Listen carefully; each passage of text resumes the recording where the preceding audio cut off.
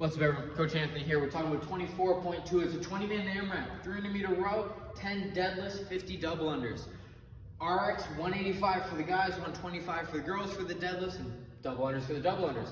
The scaled version, the deadlift weight goes down, so it's 135 for the guys and 95 for the girls, and 50 single unders. And then the foundations version, it's 30 pulls on the rower. So instead of like meters or calories, it'd be 1, 2, 3, 4, up to 30. 10 deadlifts recommended is 75 for the guys, 55 for the girls, and then 50 single unders or 50 jumping jacks if you struggle with the skipping rope.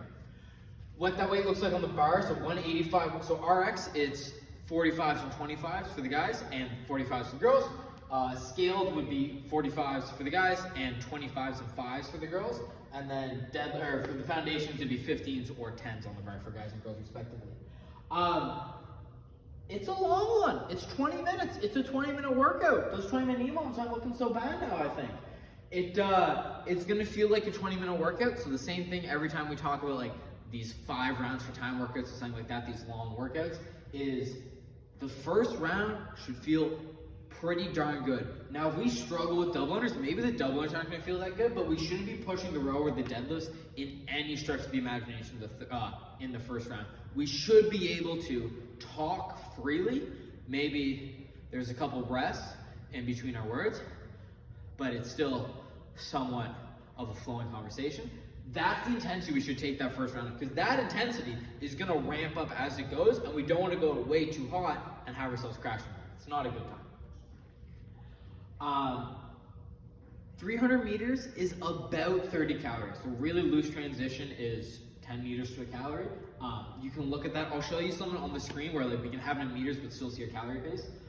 The deadlift weight is pretty light for most of us, right? If we're deadlifting in the guys in the mid 2s and the girls in the 2s, this deadlift weight shouldn't be super duper difficult. If we break up the deadlifts, it's gonna be because we're not the best at skipping and we need to save ourselves, right? There's no sense in gassing ourselves out before we get to the hard part. Those double unders, try to breathe through them. I've been working on relaxing the arms and breathing through our sets the best we can, whether it's double or single unders, that's what we wanna do. But again, I can't get across, it's 20 minutes. Your first round should feel good, but I don't want you guys to give that like a false sense of confidence. Break it down movement by movement. This is each of our tips. The first one is pace the row. Please, please, please, please, please don't go way too hot on the row. Please, please, please, please, please, please, please, please, please, please, please, please, pace the row. A good pace would be like your 10, if you were to imagine you were gonna row unbroken for 10 minutes, what that pace would look like, that's a good pace to hold. If you've done that test, fantastic. If you haven't, if we were to do 80 calories for the guys or 60 calories for the girls, if you're just sitting and row till your monitor reads 80 or 60, that should be the pace that we row in the entirety of this workout. Again, that first row should feel pretty good. So by the end, it's tough, but we're maintaining that pace and it's not taking too much of it out of the tank. We want the same pace on the rower for the whole workout, or we speed up in the last like 2 minutes because we finish the dubs and we just get back on the rower and we're like yanking our life out, right? That's fine. For the deadlifts, bend your knees, part 2. So this is a fairly posterior-y workout. We got the row, which is the hinge and the hip extension, and we got the double unders, which is a bunch of jump. So if we can bend our knees on the deadlifts and try to almost feel them in our quads, that's just gonna save the backside of our legs that much more for the rowing and the double unders. It's also a bit safer on your back, and it's easier to breathe. So if I bend my knees here, I have a space for my stomach to go in between my legs, so I'm not as compressed, so I can breathe. If I'm tipping over, now my stomach is going against my legs because I'm not bending to make room. So I'm having the breath squeezed out of me at the bottom of every rep. Maybe if we're doing 5, that's fine, but we're doing 20 minutes of this, so we want to be able to breathe through it. If you can see the clock when you're doing your deadlifts, odds are you're fine. The last little cue I have for you is set the rope down properly.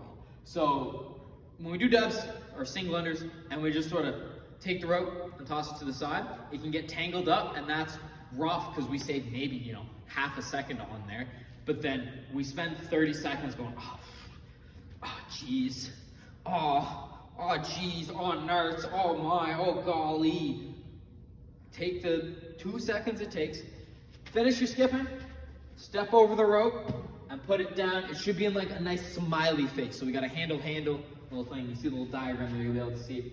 Again, the extra 0.5 seconds will save you time on the next round. The only time we don't do that is if we know we're not getting back to the double unders. So let's say we finish the dubs and there's a minute left on this workout. We're probably not going to get even through the row in a minute. So feel free to just let that rope fly, run to a rower, start yanking. For RXing it or scaling it, because a good chunk of us are going to be in this boat of we can do the deadlifts and we can do the row, but 50 double unders is a lot, right? We're one of those people that's when I'm like, hey, double unders should stop in a minute. You're like, oh, that's me, I'm gonna stop in a minute. It's an AMRAP. I'm in favor of people RXing the open if they can. You're not gonna get hurt from doing double unders, short of a couple whip marks and a bruised ego. I support people sticking with the full 50. Now, if that 50 really worries you, what I would say is put a 3-minute cap. Again, if you're not signed up for the open, this is fine. Put a 3-minute cap on each of the set of double unders. Now, it should not take us 3 minutes to do 50 double unders. If we were doing 50 double unders in a normal class, I would say if it takes you longer than a minute, move on.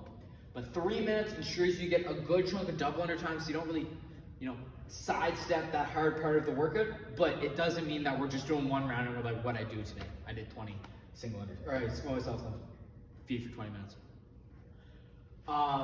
The deadlift weight for most of us probably isn't going to be an issue compared to the double unders. Most of us are a little bit better with the barbell than we are with the skipping rope, and that's fine. We all have our fun things. Yeah. It's a 20-minute workout. Try and move consistently for the full 20 minutes. I'm going to take a second to show you something on the rower so we can see our calorie pace instead of our meter pace. We're rowing in meters, so we're going to have to row in meters, but we've done everything in calories so far. I like calories more than meters for rowing, so I just program calories. I think it makes more sense and it's less writing. But we should be able to see our meters going by as our calorie pace, and that we recognize, right? We know we can hold a 600 or 900 calorie pace. We don't really know how that translates to like a 215 or 218, 500 meters, right? We don't know what that means. The last thing I'll say before I flip the screen over is we're gonna do some overhead work beforehand because there's no shoulders involved in this, right? We're gonna do push reps. In the class, we're gonna offset, right? So some of us will start here, some of us will start on the deadlifts. It should work out all right. Maybe we'll have like a round where we need to go to the bike, we need to go to the ski, we need to go to the run. But for the most part, I think we'll be all okay to row, but we'll know when we see. Again, I'm gonna flip you guys around. This is not a professional broadcast, as you guys can probably tell by now. Just flip this, and whoop, just gotta be with it. All right, I'm gonna zoom down. Tip down. You know what? I'm just gonna do this. Ha. All right, so put my butt on my rower. We got the monitor screen here, so I'm gonna walk the classes through how to do this, but just so we know what's coming up, we turn the menu button on, have it turn on. So we're gonna go to select workout. We're gonna go new workout. We're gonna go intervals distance. On some of them, there won't be intervals variable or intervals calories. This is one of them, but there'll always be intervals distance. We hit that. We use these little plus and minuses to make it 300. Then we toggle over to the set rest time. We set the rest time as undefined rest time. Then we hit that little check mark. And from here, it might show up as something like this. That's fine, but this is per 500 meters. We don't know these numbers. So we're gonna toggle through the units until we get to calories per hour and calories. Don't worry about the calories, right? But this calories per hour, we recognize that, right? We know 900 calories an hour, we know 1200 calories an hour, we know 14, we know what that feels like. The meters are up here, they'll trickle by. If you're like me, you're gonna have it on this one.